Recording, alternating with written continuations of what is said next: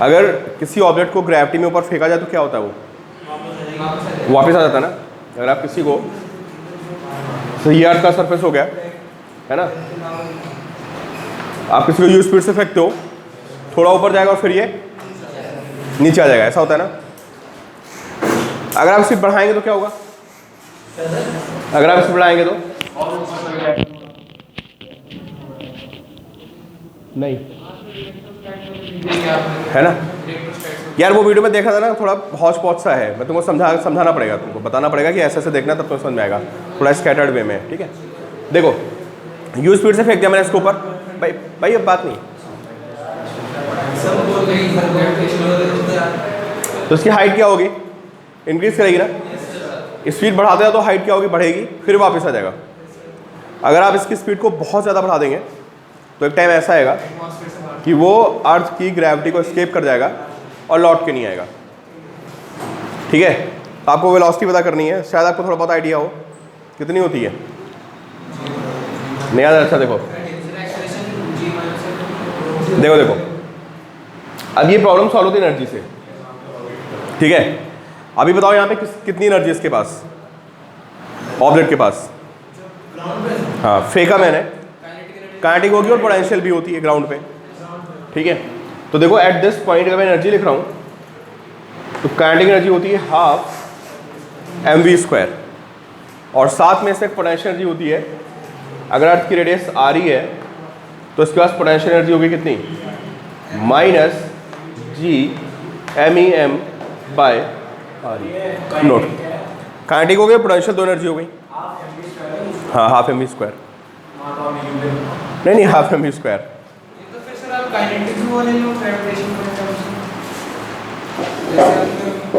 Satellite थी भाई, ये ऑब्जेक्ट है,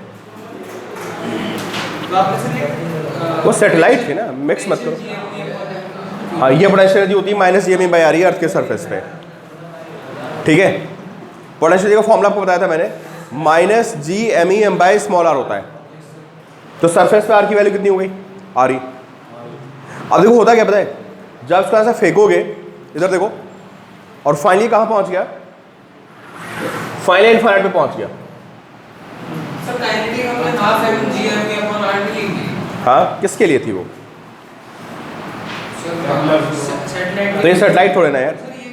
पोटेंशियल एनर्जी तो सैटेलाइट के लिए होगी ना, पोटेंशियल एनर्जी तो सैटेलाइट के लिए होगी। सर फिर हमने ये वाला फॉर्मूला क्यों लगाया, नहीं पोटेंशियल यही फॉर्मूला होता है, जो पोटेंशियल का फॉर्मूला होता है वो होता है ये सबके लिए।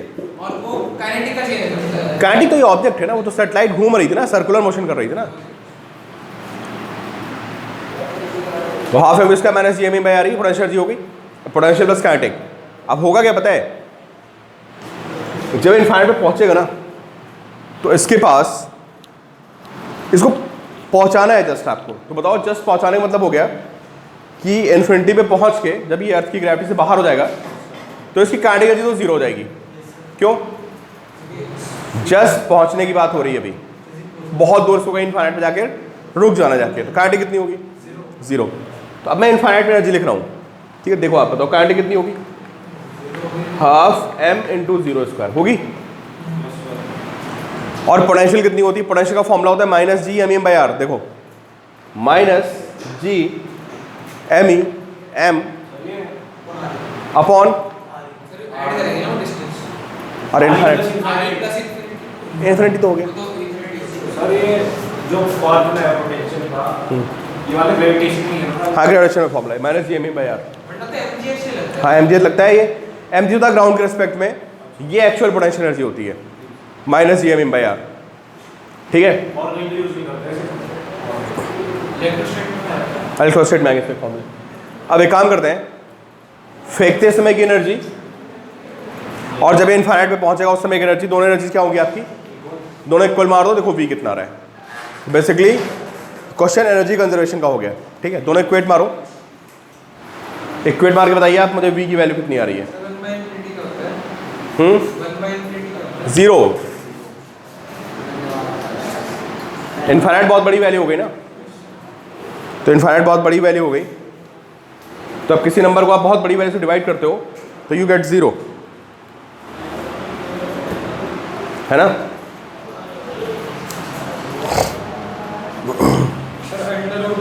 GME upon RE। हाँ, वेलोसिटी कितनी आएगी? सेकंड वाले केस में माइनस क्यू लिखो पोटेंशियल। हाँ, फॉर्मूला ही होता है माइनस GME बाई आर। कितना आ गया देखो वेलोसिटी? √2 GME बाई आर आ गई।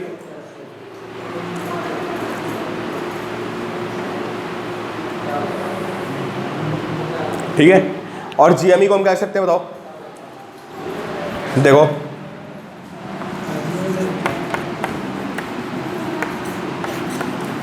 ये फॉर्मूला होता है एक्सेलरेशन ड्यू टू ग्रेविटी। तो यहां से बताइए GME कितना आएगा?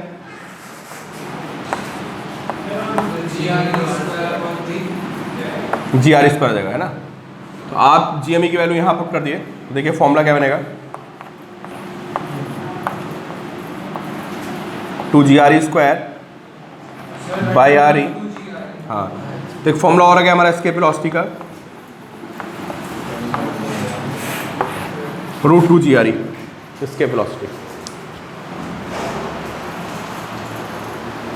तो अगर आप किसी को इतनी स्पीड से फेंक दो, कहाँ से? अर्थ के सरफेस से, तो ऑब्जेक्ट कभी लौट के नहीं आएगा। जी की वैल्यू आपको पता होती है, RE पता होता है आपको, तो वैल्यू पुट करोगे तो विल गेट 11.2 किलोमीटर पर सेकेंड।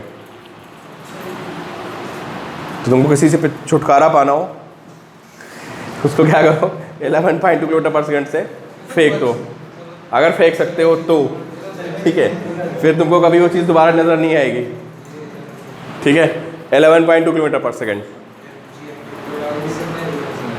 है ना? तो इतनी तेज़ी किसी को फेंकना बहुत मुश्किल काम है, बहुत ज़्यादा स्पीड हो गई है। रॉकेट के लिए बहुत मुश्किल है यार, रॉकेट पे जो घूमता है उसकी स्पीड भी 7-8 किलोमीटर पर सेकेंड होती है। Escape velocity. ठीक है, अब एक बात बताओ, अब मैं आपको बता दूं कैसे क्वेश्चन आते हैं। पहले तो ये पूछता है, ठीक है, कि अगर मैं इसको किसी एंगल पे फेंकूं तो क्या होगा। अब आप मुझे बताओ एस्केप वेलोसिटी पे क्या फ़र्क पड़ेगा अगर मैं इसको वर्टिकली ना फेंक के ऐसे मैं अगर इसको थीटा एंगल पे फेंक दूं, तो इसकी वेलोसिटी कम होगी ज़्यादा होगी? कम होगी, ऑब्वियस बात है। बहुत ज़्यादा पूछा था क्वेश्चन ये, बताओ। कम हो जाएगी, हाउ?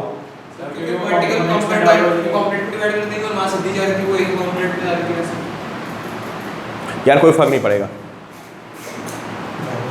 अगर 45 डिग्री में भेजोगे तो तब तो नहीं पड़ेगा, बट कोई आप देखो, आप कॉन्सेप्ट क्या है, अभी हम लोग क्या इक्वेट कर रहे हैं बताओ? तो आप मुझे कॉन्सेप्ट बताओ ना, एस्केप वेलोसिटी निकालते समय हम लोग क्या इक्वेट क्या कर मार रहे हैं बताओ पहले?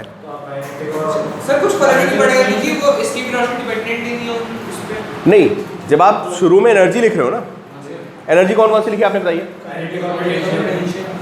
तो ये बताओ, जब तुम काइनेटिक पोटेंशियल लिखोगे तो एंगल का क्या मतलब? फर्क नहीं पड़ेगा, कोई फर्क नहीं पड़ेगा। क्लियर? तो बड़ा बड़ा सा लिख लो कि escape velocity is independent of angle of projection. अभी आपको क्वेश्चन मिलेंगे, प्रीवियस में ऐसे क्वेश्चन आए हुए हैं। क्या लिखोगे आप?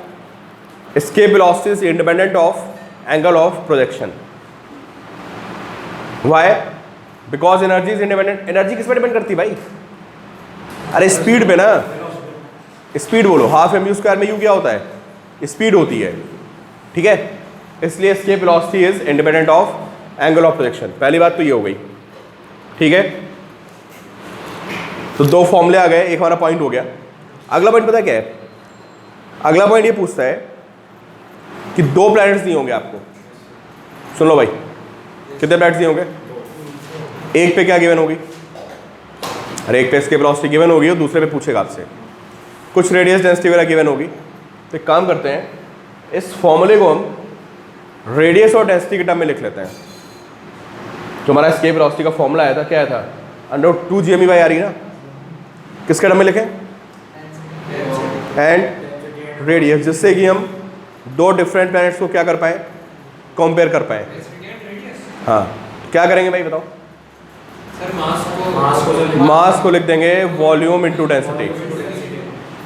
तो 4/3 pi r cube into rho. चलो वैल्यू पुट करो, लिखिए छोटी सी heading, escape velocity in terms of density of the planet. Escape velocity in terms of density of the planet. So escape velocity is under root 2 g me by re, and in place of me हम क्या लिख सकते हैं, बोलिए आप क्या लिख सकते हैं, 4/3 pi r e cube rho upon r e. कितनी आएगी इसके velocity? Underwood 8/3 pi G r ई स्क्वायर रो. देखो चेक करिए, ये आ रहा है फॉर्मूला.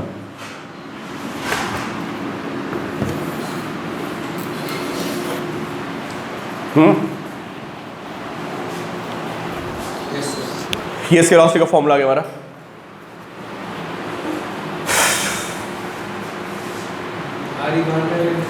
हाँ कोई नहीं लिखा रहने दो ऐसे ही.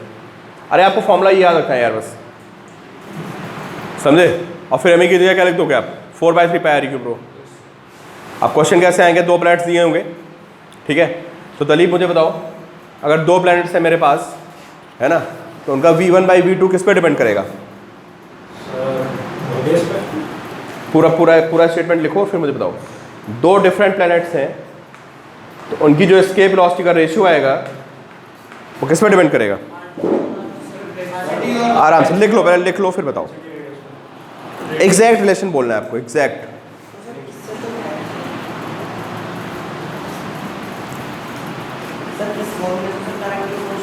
हाँ तो पूरा बताओ, क्या बनेगा? v1/v2 पूरा स्टेटमेंट बोलो ना, अंडर सब बोलो ना, ऐसे मत बोलो ना, एग्जैक्ट बोला करो यार तुम लोग.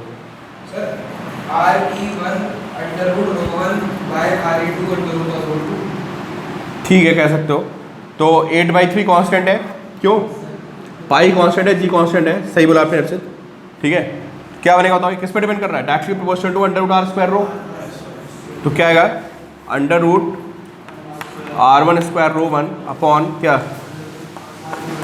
ऐसे क्वेश्चन मिलेंगे आपको, जस्ट बता रहा हूँ. कितना जाएगा ये? r1/r2 और कितना? अंडर रूट रो 1/√2. इस तरह के क्वेश्चन मिलेंगे. फॉर्मूला याद नहीं करना, ये समझे? वैसे बता रहा हूँ आपको, ठीक है? एक बात तो ये हो गई कॉन्सेप्ट. अब अगला कॉन्सेप्ट क्या होता है कि अगर एस्केप वेलोसिटी से ज़्यादा स्पीड से फेंकते हैं. अच्छा एक चीज़ हम लोग और यहाँ पे ध्यान दीजिए आप, यहाँ पे हम लोग एक चीज़ और अजम्पशन मान के चल रहे हैं कि there is no other planet. तो भाई तुम किसी और से फेंकोगे, दूसरा क्या करेगा? दूसरा खींच लेगा, है ना? तो अभी मान के चल रहे हैं कि भाई केवल अर्थ है और इनफाइनाइट तक स्पेस खाली है, कोई और प्लैनेट नहीं है. मतलब मैं किसी और की ग्रेविटी को कंसीडर नहीं करना है. तो अगर आपकी वेलोसिटी एस्केप वेलोसिटी से ज़्यादा हो गई तो क्या होगा बताओ? क्या वो अगर पार्टिकल की वेलोसिटी एस्केप वेलोसिटी से ज़्यादा हो गई तो क्या होगा? क्या वो इनफाइनाइट पे पहुंच के रुकेगा? इनफाइनाइट पे चला जाएगा, लेकिन चलते ही रहेगा. क्योंकि एस्केप वेलोसिटी कौन सी वेलोसिटी थी? जो आपको इनफाइनाइट तक पहुंचा रही थी, वो वेलोसिटी थी आपकी एस्केप वेलोसिटी. अभी आपने उससे ज़्यादा वेलोसिटी दे दी तो डेफिनेटली ये इनफाइनाइट तक पहुंचेगा, but it will not stop. तो क्या करेगा फिर? ये स्पेस में चलता रहेगा. तो उसको बोलते हैं interstellar speed. Interstellar speed लिखिए आप. तो नेक्स्ट लिखिए आप पॉइंट. इंटर स्टेलर मतलब स्पेस हो गया, इंटर मतलब स्पेस के अंदर. मूवी आई थी ना एक,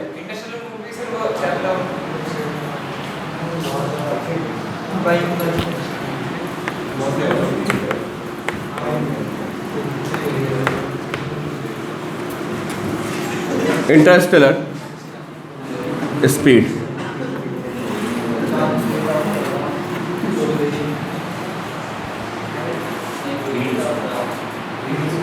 ठीक है?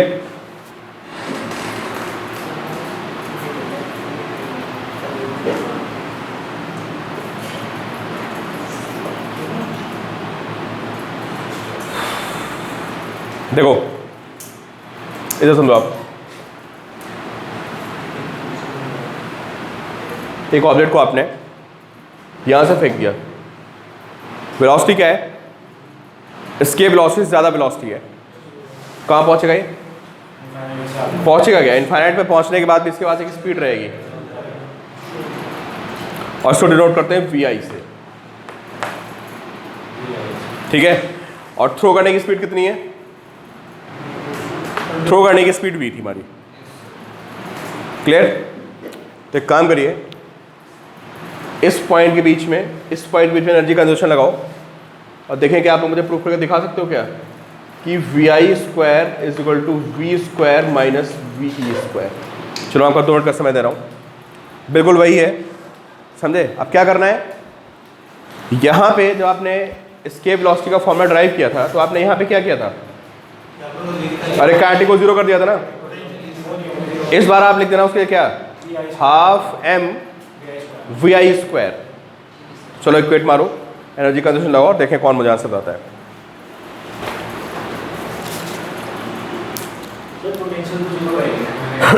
हाँ, पोटेंशियल 0 रह गया, नो डाउट।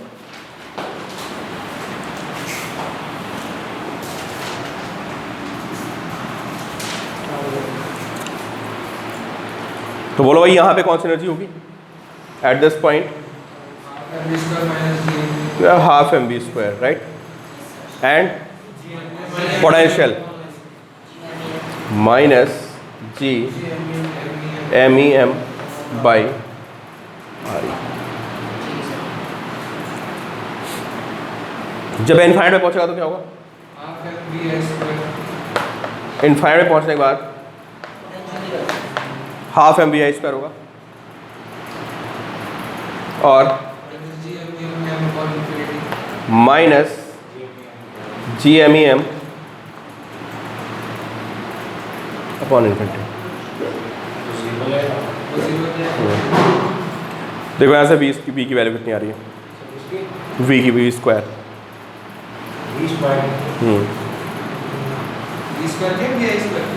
वी नहीं वी, हाँ वी आई स्क्वायर निकाला था मैं।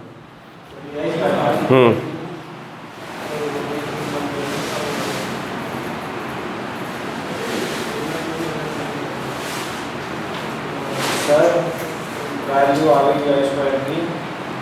Sir under root of 2 R E square by under root of 2 R E square minus 2 G M E upon 2 R. अभी मैं इस फॉर्म में जा रहा हूँ, देखो सॉल्व करो सब लोग, देखो भाई।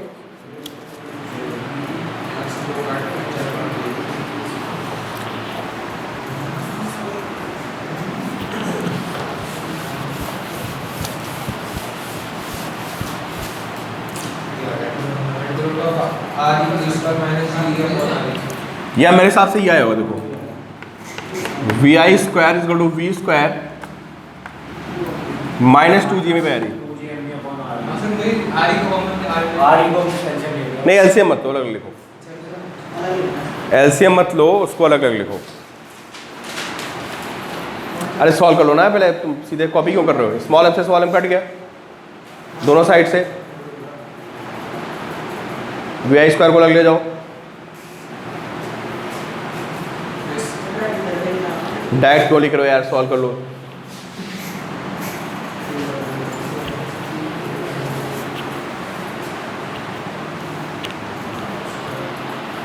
टू से मल्टीप्लाई करो दोनों साइड में।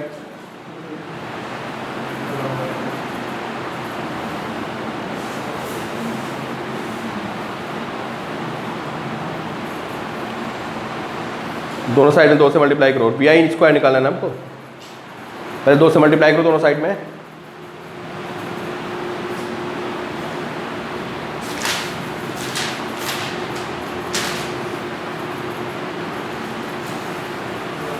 अब 2 से मल्टीप्लाई कर दिया तो यार 2 क्यों बचेगा? कैल्कुलेशन बहुत तुम लोग गड़बड़ करते हो।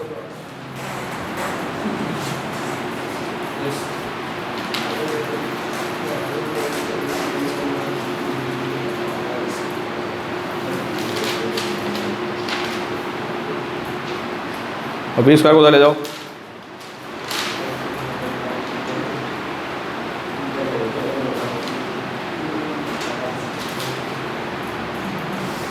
माइनस गलती की कहीं पे यार तुम लोग, सभी नंबर कट जाते हैं तो गलती करते हो इतनी कैलकुलेशन में।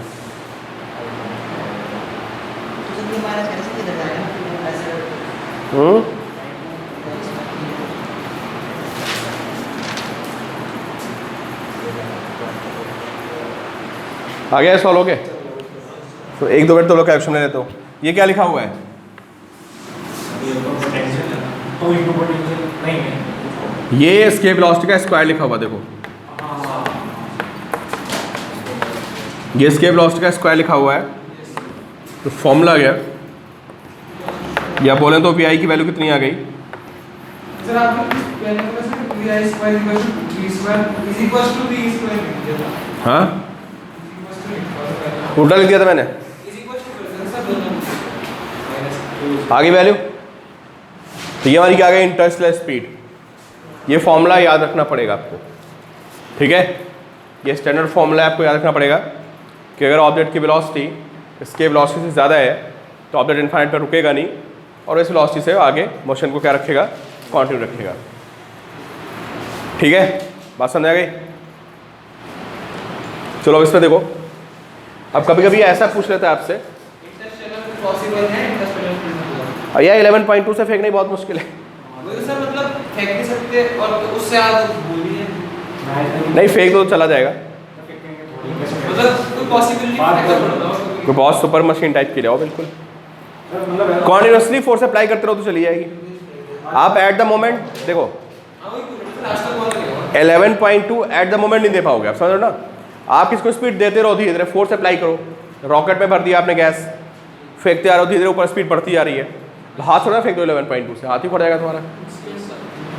बहुत ज़्यादा इंपल्स चाहिए ना उसके लिए, 11.2 से फेंकने के लिए। हाँ ये है gradually you can throw.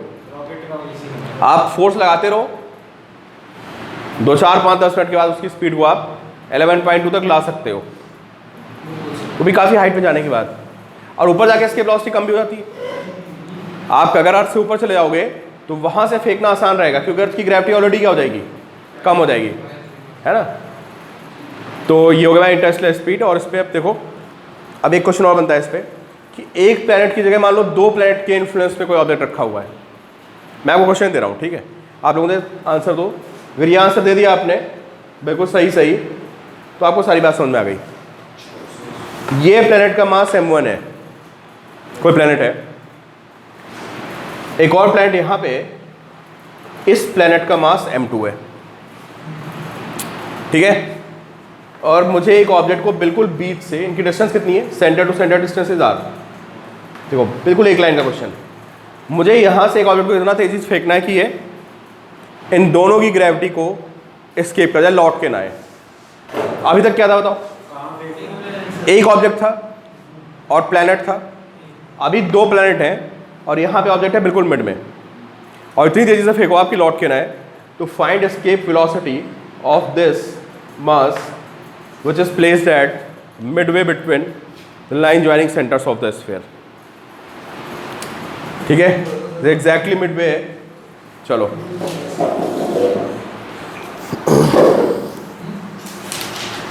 Concept सोचा करो ना आप, तुरंत जैसे क्वेश्चन आया तो फ्लैशबैक में चले जाओ कि भाई हमने ड्राइव कैसे किया था। सोचोगे तो आपको दिखेगा। सर इसमें ऐसा होगा कि दोनों यहाँ पर वो लगा दो, क्या कहते हैं सर, बट एनर्जी लगा दो भाई दोनों की नहीं है, ऐसे नहीं। आप कॉन्सेप्ट ही सोचो ना यार, करते क्या थे बताओ? ऐसे मत सोचा करो, बिल्कुल बेसिक पे चले आया करो। क्या करते थे, कैसे निकालते थे? सर दोनों की एनर्जी निकाल लेंगे आप। बिल्कुल सही है, दोनों की एनर्जी निकालो और सर ऐड कर देंगे उन दोनों की एनर्जी कितनी फाइनल बन गया उसे इंफिनिटी के बराबर रख देंगे। बिल्कुल एनर्जी क्वेट मारो और करना क्या है यहाँ पे? हर चीज़ को लॉजिकली आंसर दिया करो ना। अब जैसे ये तुम बोले दोनों की इसके वेलोसिटी ऐड कर देंगे, तो there should be some logic ना इसके पीछे, ऐसे नहीं बोल सकते ना, फिर रीजनिंग दो वाई, या तो बेसिक में चले जाओ। बिल्कुल कितनी पोटेंशियल एनर्जी यहाँ पे बताओ? 2 पोटेंशियल एनर्जी हैं। एक इस प्लेनेट की वजह से कितनी? -G(m1m) upon r/2। एक इस प्लेनेट की वजह से -G(m2m) अपॉन r/2।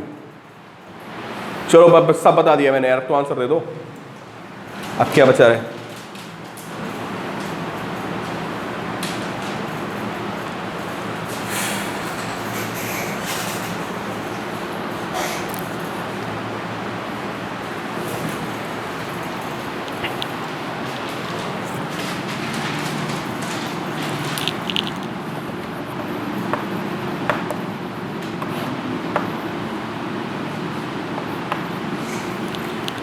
ये किसकी एनर्जी हो गई? पहले प्लेट की वजह से ना। हाँ तो लोग आंसर निकालो, किसकी एनर्जी हो गई? दूसरे प्लेट की वजह से, है ना।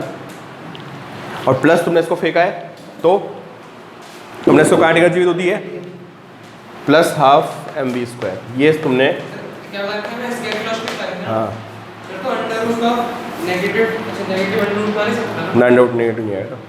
ये आ गया। इनफाइनाइट पे पहुंच के बताओ क्या होगा इसके पास? पोटेंशियल कितनी होगी बोलो? 2gm ब्रैकेट में m1 + m2 अपॉन r। अभी चेक करते हैं सही लगा तुम्हारा आंसर। पोटेंशियल कितनी होगी? अरे 0 हो जाएगी ना यार पोटेंशियल। वो इंफिनिटी में जाना है। इन्फिनिटी पे चला गया तो आर कितना हो जाएगा? इनफाइनाइट। फॉर्मूले में क्या होता है? -gmm/r।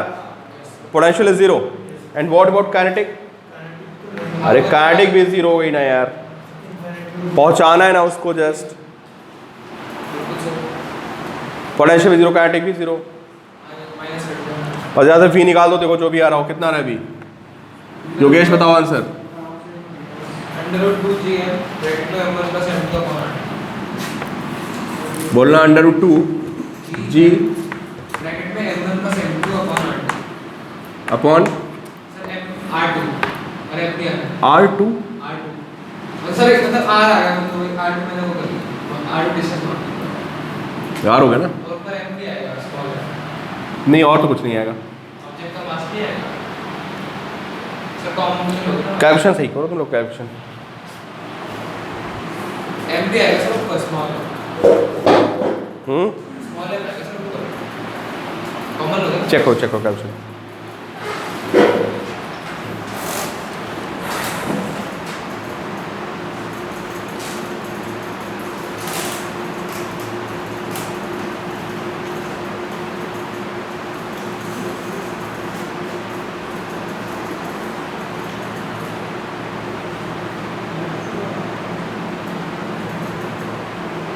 सही है, मास कट जाएगा।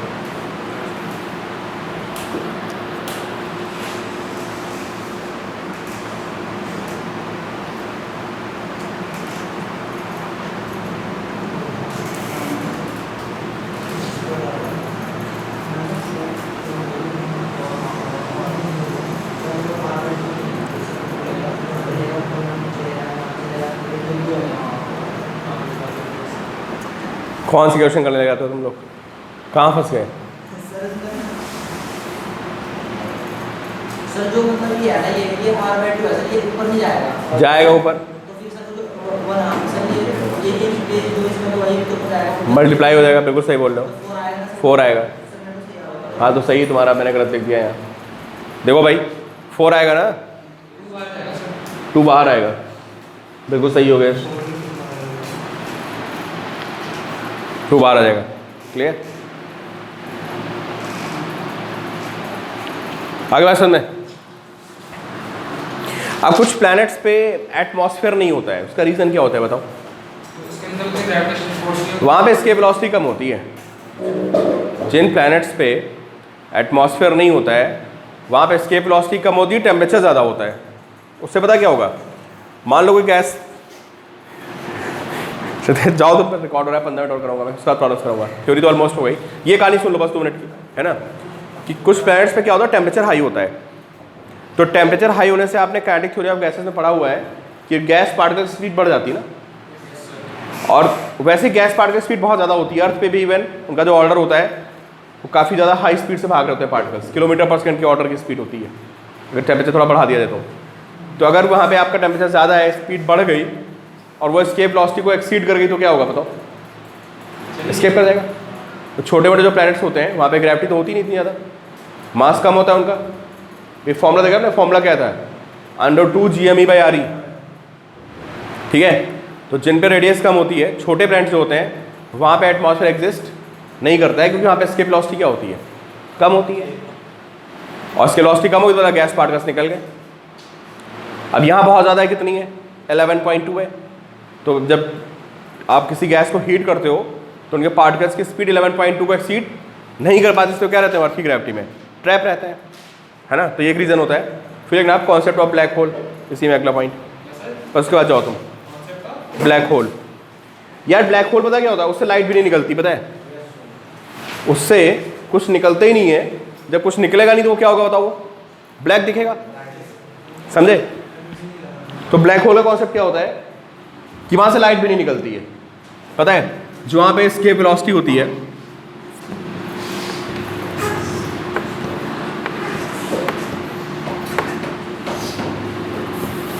कितनी होती है एस्केप वेलोसिटी,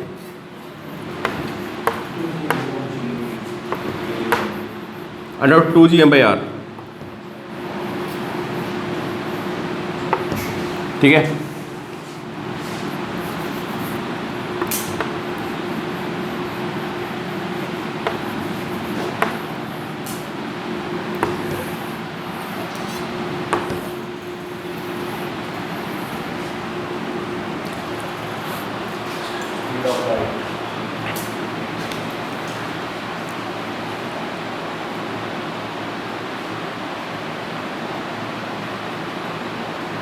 सी है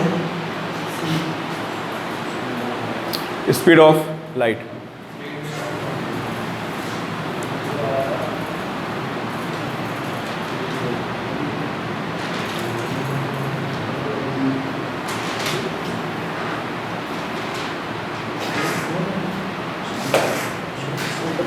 समझे। तो लाइट भी नहीं निकल पाएगी वहां, समझे। अच्छा एक सेकंड, तो मैं चलो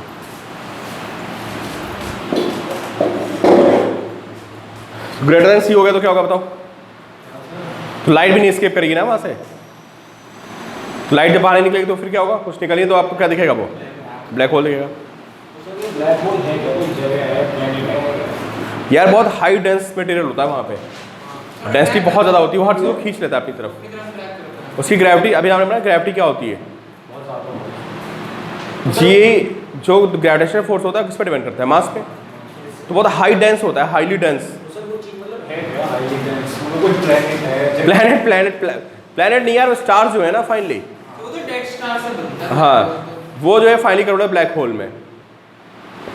तो वो धीरे धीरे जो है वहाँ पे डेंसिटी क्या होती रहती है, बढ़ती रहती है, समझे। जैसे सोचो अर्थ के पूरे मास को उठा के ना, अर्थ के पूरे मास को उठा के आप एक फुटबॉल के बराबर कर दो, जो अर्थ का पूरा मास है उसको उठा के आप फुटबॉल के बराबर कर दो, और ऐसे वो स्टार एक्यूमुलेट करता रहता है। हाँ तो उसकी ग्रेविटी बहुत ही ज़्यादा बढ़ जाएगी, तो वो क्या बन जाएगा, वो एक ब्लैक होल बन जाएगा। तो ब्लैक होल बहुत ही हाईली डेंस होता है, ठीक है यार। थ्योरी ऑफ एवरीथिंग में बता सकते हैं।